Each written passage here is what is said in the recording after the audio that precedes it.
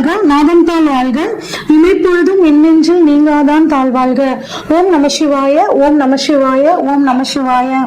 குரு பிரம்மா, குரு விஷ்ணு, குரு தேவோ மகேஸ்வர, குரு சாட்சாத் பரம்பிரம்மா, தஸ்மை ஸ்ரீ குருவே நமக. அனைவருக்கும் இனிய தமிழ் புத்தாண்டு நல்வாழ்த்துக்கள். தமிழ் வருடமானது குரோதி வருடம். இந்த வருடம் வந்து பாத்தீங்கன்னா தமிழுக்கு குரோதி வருடம் அப்படின்னு சொல்லுவோம். இந்த தமிழ் புத்தாண்டானது ஆங்கிலத்துக்கு ஏப்ரல் 14ஆம் தேதி ஞாயிற்றுக்கிழமை வந்து பிறக்குதுங்க.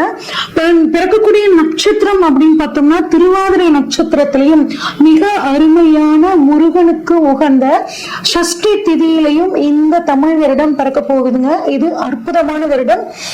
இந்த வருடம் பிறக்கும் போது கிரக சஞ்சாரங்கள் எப்படி இருக்கு அப்படின்னு சொல்லி பார்ப்போம்.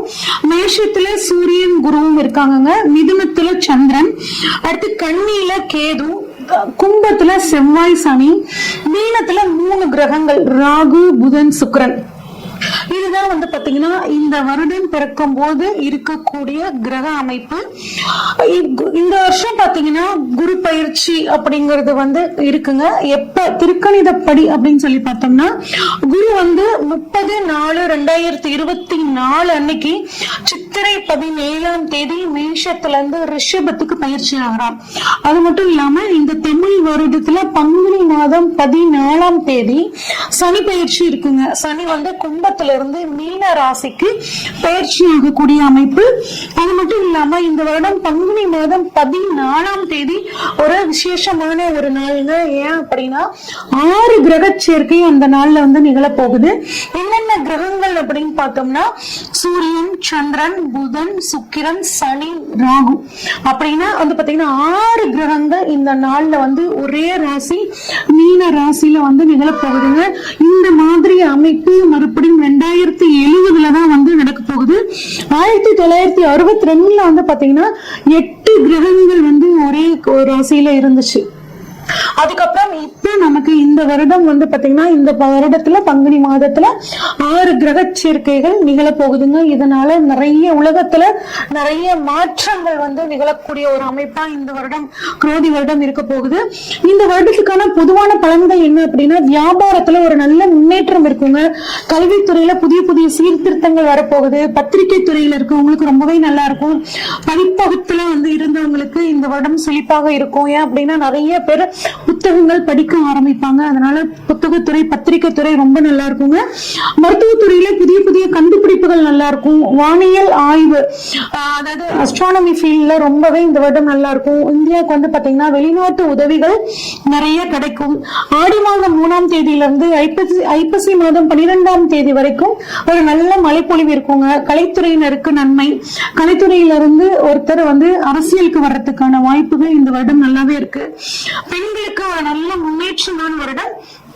ஐப்பசி மாதம் 20ஆம் தேதியிலிருந்து மார்கழி மாதம் 13ஆம் தேதி வரைக்கும் பெண்கள் தங்களது துறையில் மிகச்சிறந்த சாதனைகளை படைப்பார்கள். இயந்திர உற்பத்தி வந்து பாத்தீங்கன்னா அதிகமாகும். பெண் கலைஞர்களுக்கு கலைத்துறையில் இருக்கக்கூடியவர்களுக்கு வந்து பாத்தீங்கன்னா பாராட்டுக்கள் விருதுகள் நிறைய கிடைக்கும். ஆஸ்கர் அவார்டு மாதிரியான அவார்டுகள் உயரிய விருதுகள் வந்து அவங்களுக்கு கிடைக்கிறதுக்கான வாய்ப்புகள் நிறையவே இருக்குங்க. அடுத்து வெளிநாட்டு பொருள் ஏற்றுமதி இறக்குமதி தொழில் வந்து பாத்தீங்கன்னா ரொம்ப நல்லா இருக்கும். மக்கள் கிட்ட வந்து கண்ணில கேது இருக்கிறனால மக்கள் கிட்ட தெய்வ பக்தி ஆன்மீக விஷயங்கள்ல வந்து பாத்தீங்கன்னா நாட்டம் அதிகமாகும். ஆனா விஷ காய்ச்சல் ராகு மீனத்துல இருக்கிறனால விஷ காய்ச்சல் மூலியமாக வந்துட்டு சில தொந்தரவுகள் வரும்.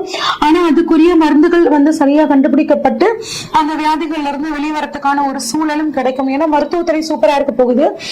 புதிய மாவட்டங்கள் வந்து பாத்தீங்கன்னா தமிழ்நாட்டுல பொறுத்த வரைக்கும் நிர்வாக வசதிகளுக்காக பிரிக்கக்கூடிய ஒரு அமைப்புல இருக்குங்க. அடுத்து வந்து கம்ப்யூட்டரோட விலை, அதுக்கப்புறம் தொலைத்தொடர்பு சாதனங்களோட விலை வந்து கொஞ்சம் உயரும். ஆன்லைன் பிசினஸ் வந்து ரொம்ப நல்லா இருக்குங்க. ஆனா ஆன்லைன் மோசடிகள் அதிகமா நடக்கிறதுக்கான வாய்ப்புகள் இருக்கு. பணத்தை இன்வெஸ்ட் பண்ணும்போது ஆன்லைன்ல கொஞ்சம் கவனமா இன்வெஸ்ட் பண்ணிக்கிறது நல்லதுங்க. விவசாயம் நல்லா இருக்கும். விவசாயம் சார்ந்த மதிப்பு கூட்டு பொருட்களுக்கு நல்ல ஒரு விலை கிடைக்குங்க. விளையாட்டு துறையில இங்க வந்து மிகச்சிறந்த சாதனையை படைக்கும். இது வந்து பொதுவான பலன்கள்ங்க. இப்ப நம்ம ஒவ்வொரு ராசிக்கும் வந்து பாத்தீங்கன்னா இந்த தமிழ் புத்தாண்டு பலன்கள் எப்படி இருக்கு அப்படின்னு சொல்லி பார்ப்போம். கன்னிராசிக்காரங்களுக்கு இந்த தமிழ் வருட புத்தாண்டு பலன்கள் எப்படி இருக்குன்னு சொல்லி பார்ப்போங்க. பொறுத்தால் பூமி ஆழ்வார் அப்படிங்கறத பழமொழி வந்து பாத்தீங்கன்னா உங்களுக்கு மிகச்சிறந்ததாக சரியான முறையில பொருந்தும். ஏன் அப்படின்னா நீங்க எப்பயுமே ஒரு காரியத்தை ரொம்ப பொறுமையா செய்வீங்க. அந்த பொறுமையும் குரு இவ்வளவு நாள் உங்களுக்கு 8ஆம் இடத்துல இருந்து நிறைய சோதனைகள் கொடுத்திருப்பாங்க. நாமளா இப்படி நடந்துக்கிறோம், நாமளா இப்படி பொறுமை இல்லாம நிதானம் இல்லாம நடந்துக்கிறோம் அப்படிங்கிற மாதிரியான யோசனைகள் உங்களுக்கே தோணி இருக்கும். ஆனா தற்பொழுது குரு வந்து உங்கள் 8ஆம் இடத்திலிருந்து 9ஆம் இடத்திற்கு போறாருங்க. இது மிகச்சிறந்த அமைப்பு. ஓடுநாளுக்கு 9ல குரு அப்படின்னு சொல்லுவாங்க. அதனால வந்து வெளியூர்ல போய் வெளிநாட்டுல போய் தொழில் தொடங்கணுங்கிறவங்களுக்கு எல்லாத்துக்குமே வந்து பாத்தீங்கன்னா இந்த வருடம் ரொம்ப சிறப்பான வருடமாக இருக்க போகுதுங்க. எல்லா விதமான பாக்கியத்தையும் உங்களுக்கு 9ஆம் இடத்தில் இருக்கக்கூடிய குரு தரப்போறார். என்னென்னலாம் நீங்க பிரச்சனைகள்னு நினைச்சீங்களோ அந்த பிரச்சனைகள் எல்லாம் குருவினால் உங்களுக்கு வந்து தீரப்போகுதுங்க. மிகப்பெரிய நன்மையை வந்து கொடுக்க போறாரு. ராசியிலேயே கேது இருக்காருங்க. ராசியிலேயே கேது இருக்கனால இதெல்லாம் எங்களுக்கு கிடைக்குமாங்க அப்படின்னு நினைக்கிறவங்களுக்கு உங்களுக்கு கட்டாயம் கிடைக்குங்க. உங்க மனசை வந்து ஆன்மீகத்துல ஈடுபாடு பண்ணிக்கோங்க. நார்மலாவே ஆன்மீக நாட்டம் உங்களுக்கு இந்த நவம்பர்ல இருந்து அதிகமா ஆரம்பிச்சிருக்கும். வருடம் முழுவதும் ஆன்மீக பயணத்தை கொஞ்சம் அதிகம் பண்ணிக்கோங்க. உங்க மனசுக்கு பிடிச்ச காரியங்கள்ல ஈடுபாடு பண்ணுங்க.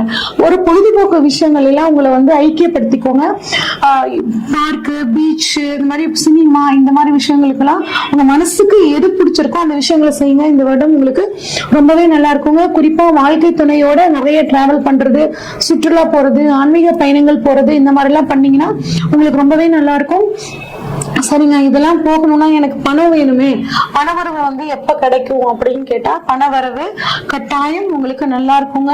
ஏன் அப்படின்னா 2ஆம் இடத்தை வந்துட்டு சூரியன் பார்வைப்படுதுங்க. 11ஆம் அதிபதி லாபஸ்தான அதிபதி சந்திரன் வந்து பாத்தீங்கன்னா 10ல இருக்காருங்க. அப்ப சூரியனோட பார்வை பணவரவுக்கான ஸ்தானத்துல வந்து படுறதுனால அரசாங்கத்தின் மூலியமாகவும் தந்தை மூலியமாகவும் உங்களுக்கு பணவரவு வர்றதுக்கான வாய்ப்புகள் ரொம்பவே நல்லா இருக்குங்க. அது மட்டும் இல்லாம சந்திரன் அம்மா வழி சொத்துக்கள் கிடைக்கிறதுக்கும் உங்களுக்கு ரொம்பவே நல்லா இருக்கு.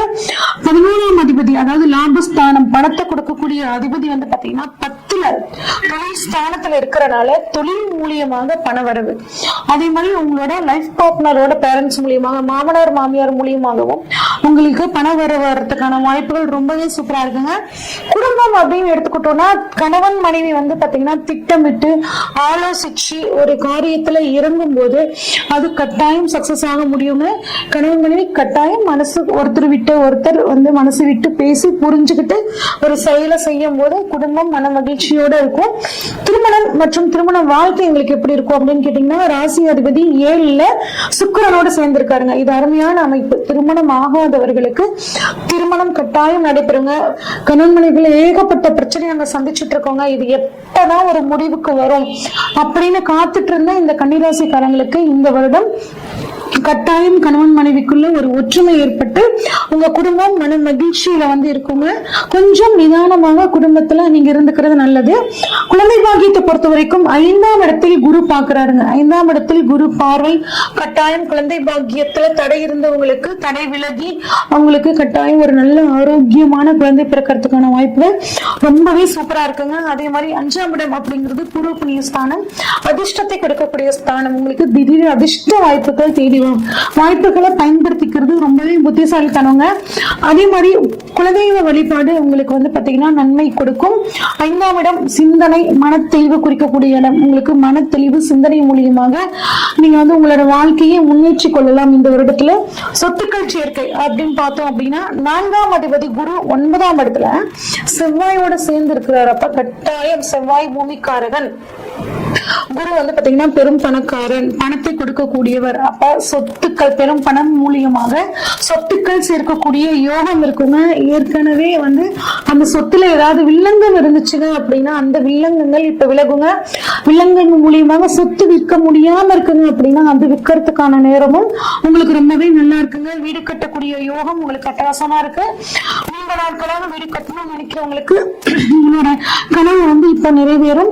பெண்களை பொறுத்த வரைக்கும் வந்து பாத்தீங்கன்னா உங்களுக்கு ஆன்மீக நாட்டம் அதிகரிக்கும். அது சோசியல் மீடியாவில யூஸ் பண்றவங்க கொஞ்சம் கவனமா இருங்க. தொழில் தொடங்குறதுக்கு ஒரு சிறப்பான காலகட்டமா உங்களுக்கு இருக்கு. குறிப்பாக கணவரை கலந்து ஆலோசிச்சு தொழில் பண்ணணும் அப்படின்னு நினைக்கும் போது உங்களுக்கு ரொம்பவே சூப்பராக இருக்கக்கூடிய ஒரு காலகட்டமாக இந்த காலகட்டம் இருக்கு. ஆரோக்கியத்தை பொறுத்த வரைக்கும் வந்து பாத்தீங்கன்னா கொஞ்சம் ரத்தம் வந்து அதிகப்படியாக வரதுக்கான உணவு முறைகளை நீங்க வந்து ஃபாலோ பண்ணிக்கணும். அதிக சத்து, அதாவது மாதுளம்பழம், பீட்ரூட் அந்த மாதிரியான உணவுகளை நீங்க ஏற்படுத்திக்கிறது, உணவுல வந்து எடுத்துக்கிறது வந்து பாத்தீங்கன்னா ரொம்பவே நல்லதுங்க. தாயோட உடல் ஆரோக்கியத்துல கொஞ்சம் கவனமா இருங்க. ஃபுல் செக்அப் வந்து பண்ணிக்கிறது ரொம்பவே நல்லது. உத்தியோகத்தை பொறுத்த வரைக்கும் வந்து பாத்தீங்கன்னா கட்டாயம் வேலை கிடைக்கிறதுக்கான வாய்ப்புகள் ரொம்பவே சூப்பரா இருக்குங்க. அரசாங்க உத்தியோகம் கிடைக்கிறதுக்கான வாய்ப்புகளும் ரொம்பவே நல்லா இருக்கு. வேலையில இருக்கிறவங்க ஒரே ஒரு தாரக மந்திரத்தை வச்சுக்கோங்க. இன்னைக்கான வேலையை நான் இன்னைக்கே செஞ்சு முடிச்சிருவேன் அப்படின்னு நீங்க முடிச்சிட்டீங்க அப்படின்னா தொழில் உத்தியோகத்துல உங்களுக்கு ரொம்பவே நல்லா இருக்குங்க. தொழிலை பொறுத்த வரைக்கும் வந்து பாத்தீங்கன்னா 10ஆம் இடத்துல சந்திரன் இருக்காருங்க. 10ஆம் அதிபதி புதன் வந்து பாத்தீங்கன்னா உங்களுக்கு 7ஆம் இடத்துல இருக்காரு. இது வந்து ஒரு நல்ல அமைப்பு தாங்க.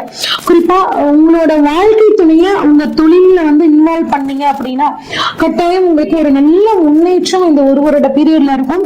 குறிப்பாக உணவு தொழில் இருக்கவங்களுக்கு, ஏற்றுமதி இறக்குமதி தொழில், பூ, காய்கறி வியாபாரம் பண்றவங்க, சாஃப்ட்வேர் ஃபீல்ட்ல, கம்யூனிகேஷன் ஃபீல்ட்ல இருக்கவங்க, ஆடிட்டிங், அக்கௌண்ட்ஸ் இந்த துறையில இருக்கிறவங்களுக்கு எல்லாம் இந்த வருடம் ரொம்ப சூப்பரா இருக்க போகுதுங்க.